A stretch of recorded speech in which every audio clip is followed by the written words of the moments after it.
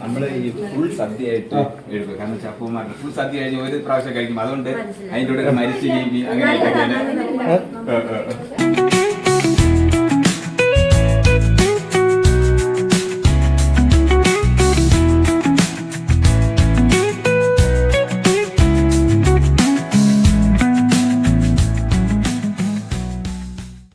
സംബന്ധിച്ച് സൈനയ്ക്ക് വളരെ വിശേഷപ്പെട്ട ഒരു ദിവസമാണെന്ന് അപ്പൊ ഈ ഇന്നിപ്പോ ഇവിടെ എത്തിയപ്പോ ഈ വൃദ്ധസ്ഥാനത്തിലെത്തി ഇവിടുത്തെ അന്തേവാസികളെ കണ്ടപ്പോ എന്താ തോന്നുന്നത്?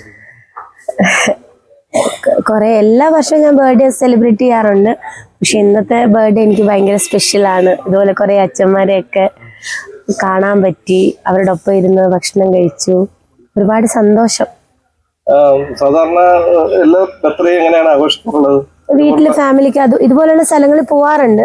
പക്ഷെ എനിക്ക് തോന്നുന്നു ഇവിടെ വന്നപ്പോ ഒരുപാട് സന്തോഷം തോന്നി. ബർത്ത്ഡേ എനിക്ക് തോന്നുന്നു ബർത്ത്ഡേ കഴിഞ്ഞിട്ടൊക്കെ അല്ല അതിന് മുമ്പൊക്കെയാണ് സാധാരണ ഞാൻ ഇങ്ങനെയൊക്കെ പോയിട്ടുള്ളത്. പിറന്നാൾ ദിവസം തന്നെ വരാൻ പറ്റിയതിൽ ഒത്തിരി സന്തോഷം. ഇപ്പൊ ടീച്ചർ അമ്മ ഏഷ്യാനെറ്റില് നേരത്തെ പ്രധാനപ്പെട്ട 1-2 സീരിയലിലൊക്കെ സജീവമായിരുന്നു. അതെ അതെ. പുതിയ പ്രോജക്റ്റുകൾ ഏതൊക്കെയാ? ഇത് കഴിഞ്ഞിട്ടേ ഉണ്ടാവുള്ളൂ. ഇത് കഴിഞ്ഞിട്ട് ഉടനെ വരുന്നുണ്ട് പുതിയ പ്രോജക്ട്സ് ഒക്കെ. പിന്നെ തീർച്ചയായും ഞാൻ പറഞ്ഞു, ഇതാ അച്ഛൻ്റെ അടുത്തൊക്കെ പറഞ്ഞു, ഇവിടെ നമ്മുടെ സീരിയലിന്റെ ഫാൻസ് എല്ലാരും. ഇനി ഉറപ്പായിട്ടും വരും. ഞാൻ പറഞ്ഞു അത് ഒരു സ്പെഷ്യൽ ഡേ എന്നല്ല, ഇടയ്ക്കിടയ്ക്ക് ഞാൻ വരും എന്ന് അവർക്കും വാക്ക് കൊടുത്തിട്ടുണ്ട്. നമ്മൾ ശ്രദ്ധിക്കാറുള്ളത് ഈ മാതാപിതാക്കളെ ഒക്കെ ഉപേക്ഷിച്ചു പോകുന്ന ഒരു പുതിയ തലമുറയാണ്. നമ്മൾ ഇങ്ങനെ സ്ഥലത്തേക്ക് വരുമ്പോ ഈ കുഞ്ഞുങ്ങളോട് എന്താ പറയാനുള്ളത്? കുട്ടികളോട്, ഇപ്പോഴത്തെ തലമുറയോട് എന്താ പറയാനുള്ളത്?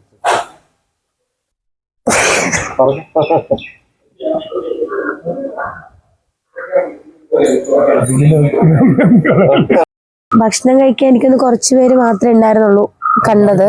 ഞാൻ എല്ലാരെയും റൂമിൽ പോയി കണ്ടു. അപ്പൊ എനിക്ക് തോന്നി എല്ലാവരുടെയും മക്കളൊക്കെ നല്ല പൊസിഷൻസിലാണ് ഇരിക്കുന്നത്. ഒരു മാതാപിതാക്കൾക്കും ഇങ്ങനെ ഒരു അവസ്ഥയിലേക്ക് മക്കള് വിടാതിരിക്കുക.